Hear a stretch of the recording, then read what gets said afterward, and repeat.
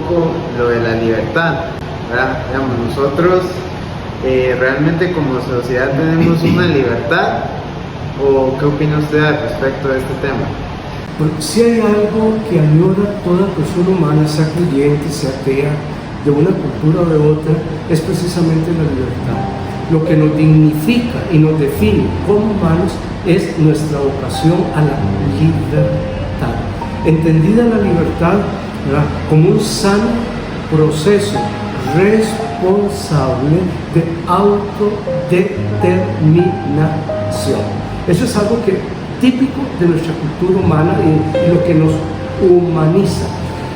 Un ser humano sin libertad es un ser humano no pleno.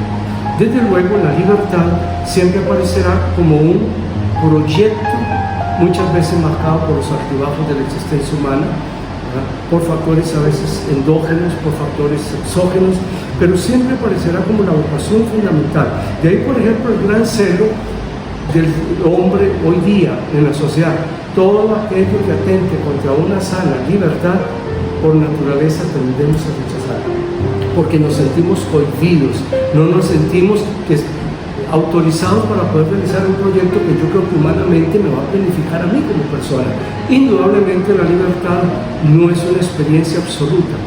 Siempre la tradición judeo-cristiana, que la valora mucho, como en el caso anterior, a pesar de los errores humanos que hemos cometido contra la libertad, ¿verdad?, pero aparece como un elemento clave también en la misma vivencia de la fe.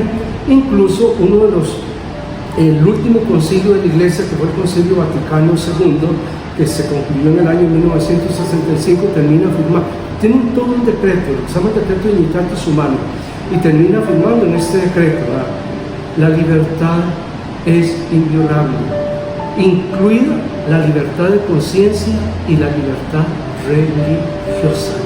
En ese sentido, este gran decreto del Concilio Vaticano II pues guarda unidad con el espíritu de la Sagrada Escritura.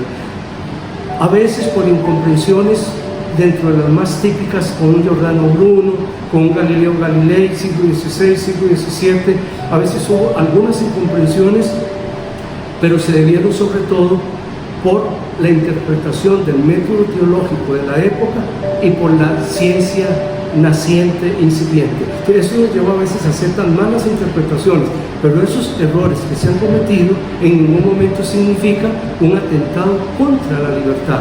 También otro gran documento del Concilio Vaticano II es la Gaudium et Spes, donde la Iglesia vuelve otra vez a reafirmar, dice, no podemos realizar un auténtico progreso, incluso en la misma reflexión teológica, si no se trabaja con una auténtica libertad de investigación y de pensamiento. O sea, desde ese punto de vista, la Iglesia alaba la libertad correctamente entendida, y entendemos por correctamente entendida una libertad que me humanice, una libertad que no atente contra el bien común y una libertad que trabaje también en armonía con un desarrollo sostenible. Porque si yo entiendo por libertad atentar contra mí mismo, atentar contra el bien común, atentar contra un desarrollo sostenible, estaríamos de frente a una desvirtuación del auténtico proyecto de libertad humanizadora.